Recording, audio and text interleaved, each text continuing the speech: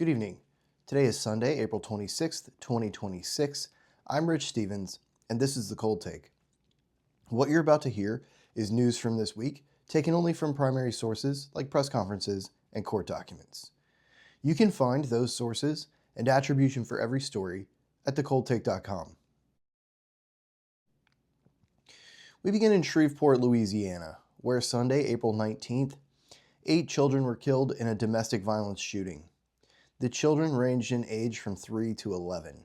7 were fathered by the shooter, Shamar Elkins.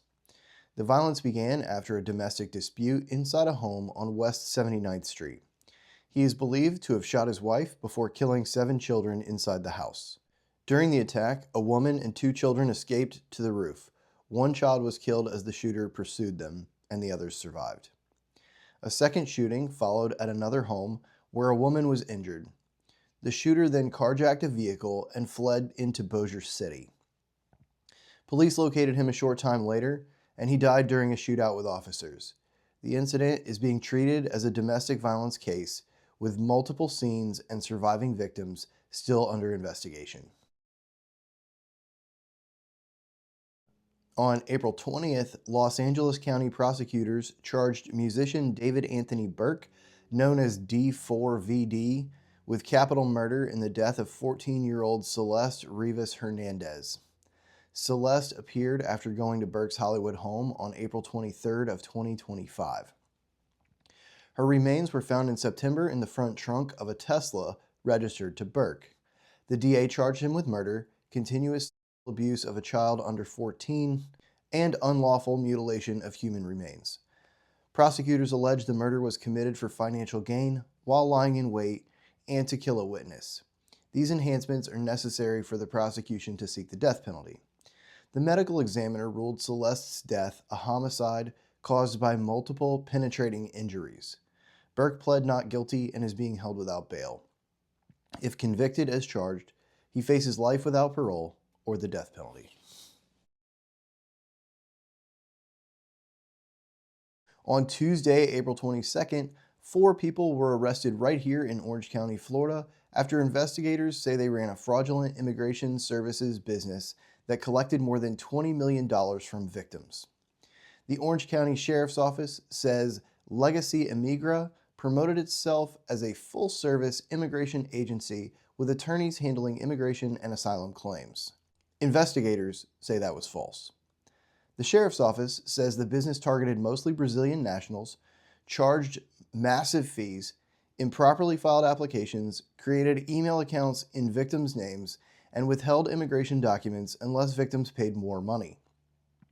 The case involved the Orange County Sheriff's Office, Homeland Security investigators, and the Florida Attorney General's office.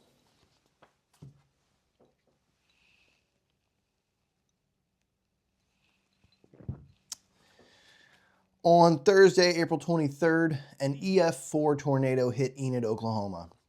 If you've never heard of Enid, it's a small town about 80 miles north of Oklahoma City, visible on the cover of Kansas Carry On album and the birthplace of yours truly. The National Weather Service says the tornado was on the ground from 8:11 until 8:48 p.m. local time and traveled 9.5 miles through Garfield County.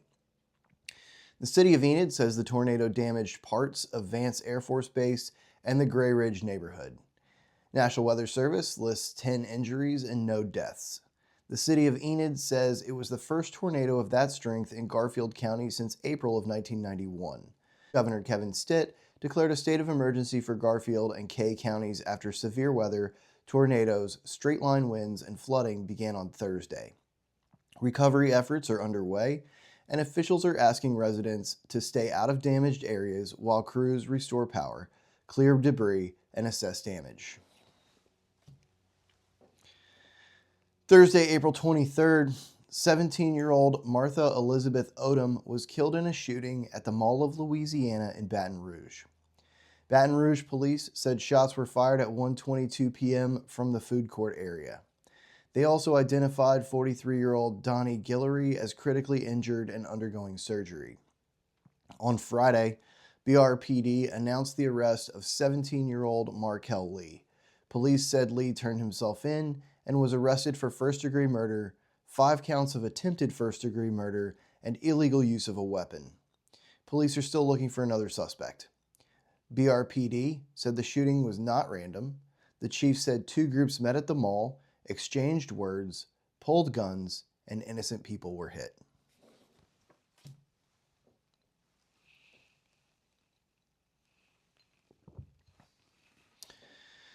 Two University of South Florida students, Zamil Limon and Nahida Bristi, have been missing since April 23rd. Deputies said both were listed as missing and endangered, but on Friday, April 24th, Limon's body was found near the Howard Franklin Bridge, and the search for Bristi continues. Hillsborough County deputies say Limon's roommate, 26-year-old Hisham, I'm going to butcher this one, Abu Garbia, was taken into custody Friday after barricading himself inside a residence during a domestic violence call, unrelated. He was initially charged with offenses including unlawfully moving a dead body, failure to report a death, tampering with evidence, false imprisonment, and battery. On Saturday, April 25th, deputies said he's now facing 2 counts of first-degree murder with a weapon in the deaths of Limon and Bristi.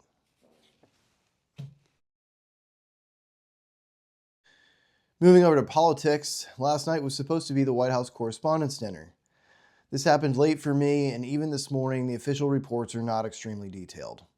There is video of a man running at and past Secret Service. There are photos of him in custody. The president confirmed that 1 uniformed Secret Service agent was struck in the vest and is going to be fine. Police said the suspect was arrested without being shot and that no one else is hurt. Click subscribe, and we'll bring you updates on this story as they become available.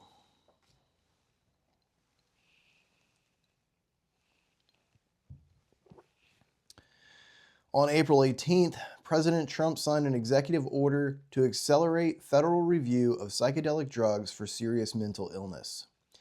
The order directs FDA to prioritize qualifying psychedelic drugs with breakthrough therapy designation, including through national priority vouchers. It also directs FDA and DEA to create a right-to-try pathway for eligible patients to access investigational psychedelic drugs, including ibogaine compounds. HHS is directed to allocate $50 million through ARPA-H to match state investments in psychedelic research.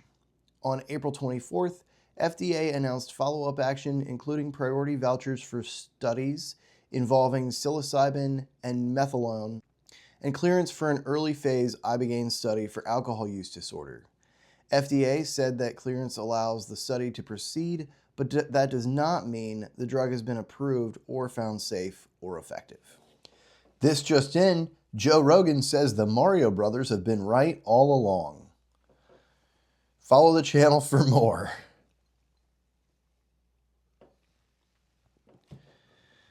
Florida Congresswoman Sheila Sherphillis McCormick resigned Tuesday, April 21st after a federal indictment and House ethics findings. The Justice Department says a Miami grand jury charged Sherphillis McCormick, her brother, and 2 others in a case involving a $5 million FEMA-funded COVID contract overpayment. Prosecutors allege the money was stolen, routed through multiple accounts, used to support her 2021 congressional campaign, and tied to straw donor contributions and false filings. The House Ethics Committee separately found 25 counts proven and had scheduled an April 21st sanctions hearing. Sherphillis McCormick called the process a witch hunt and said she was resigning to focus on fighting the criminal case.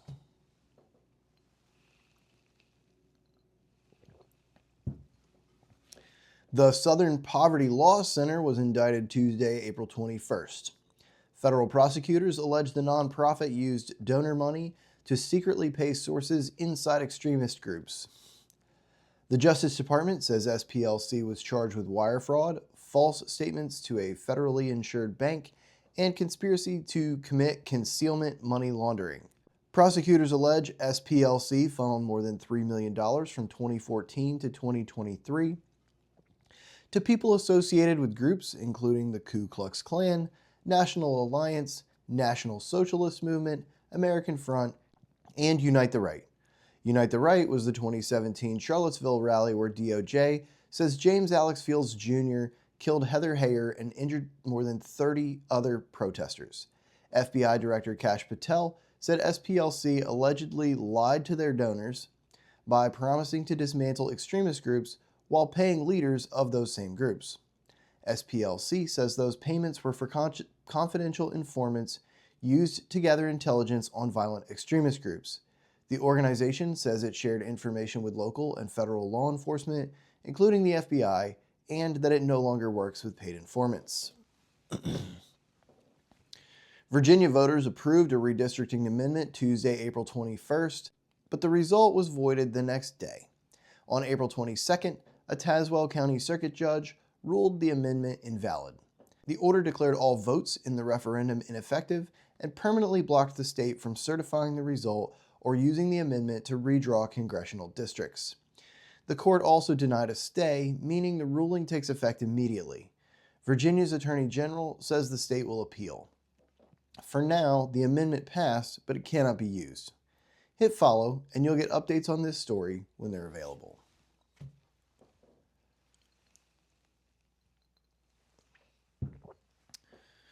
Florida Governor Ron DeSantis and House Democratic leader Hakeem Jeffries traded barbs this week over redistricting.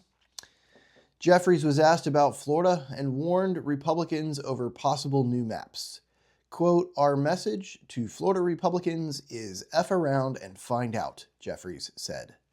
He indicated that California's actions will result in 5 new Democrat seats, calling Republican actions dummy mandering and saying that Texas will be lucky to get 2 or 3 new Republican districts. He also said that Democrats are, quote, "all in on Florida." DeSantis responded saying, quote, "I heard this guy Jeffries popping off in Washington about Florida. He wants to be Speaker of the House, and he's kind of like more liberal than Pelosi and all this other stuff from New York City. Oh, Florida, we're going to go after Florida.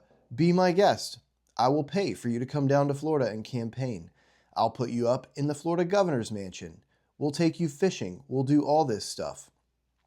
There's nothing that could be better for Republicans in Florida than to see Jeffries, Hakeem Jeffries, everywhere around this state."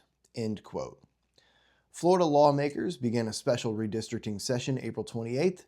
No Florida map has been filed yet, but if you click subscribe, we'll bring those updates as they're available. In financial news, Monday, April 20th, Apple announced that Tim Cook will become executive chairman of the board and John Ternus will become Apple's next CEO effective September 1st, 2026. Cook will stay on as CEO through the summer to help with the transition, and Apple said the move followed a long-term succession plan approved unanimously by the board. Apple also said Arthur Levinston will move from non-executive chairman to lead independent director on September 1st, and Ternus will join the board the same day. Apple stock dropped Tuesday afternoon, but rebounded Thursday before ending the week in a slump and closing down just $1.50 from last Friday's close. Breaking news: Tim Cook allegedly slowed way down and needs naps to recharge more often following the announcement of a new Apple CEO. Hit like and subscribe if you thought that was funny. Elsewhere in markets, this week was fairly flat. The Dow Jones lost 217 points, closing at 49,230, less than 0.5% down. NASDAQ picked up 368 points, setting a new record high and closing at 24,836 after a 1.5% gain. The S&P 500 added 39 points, closing at 7,165. That represents 0.5% gain.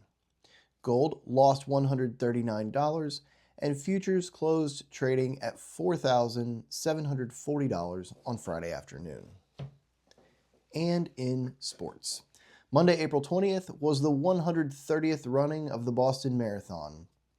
John Career won the men's race in 2 hours, 1 minute, 52 seconds, breaking Jeffrey Mutai's 2011 course record and becoming a repeat champion. Jaron Lodeke repeated as the women's champion in 2 hours, 18 minutes, and 51 seconds, the second fastest winning time in race history behind her own 2025 mark.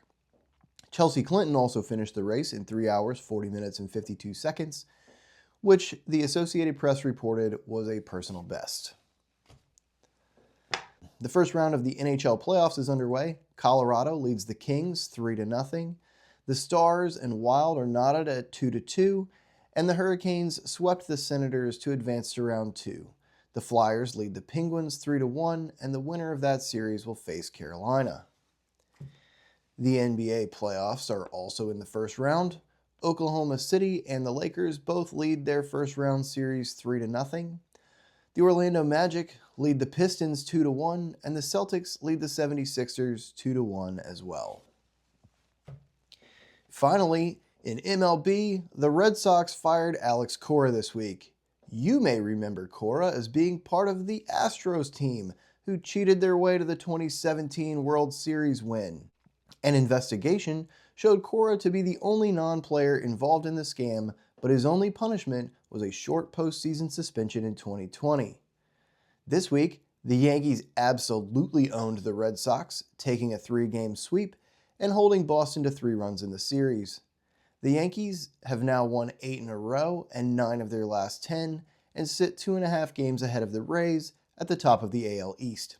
The Padres are 8-2 over their last 10 games, bringing them a half game ahead of the Dodgers, who are 5-5 in that same stretch. The Mets finally found a win and are 1/2 game ahead of the worst record in baseball at 9-17. The Phillies have 1 more loss and sit at the bottom of the majors. And like it or not, that's what happened. I'm Rich Stevens, and this has been The Cold Take.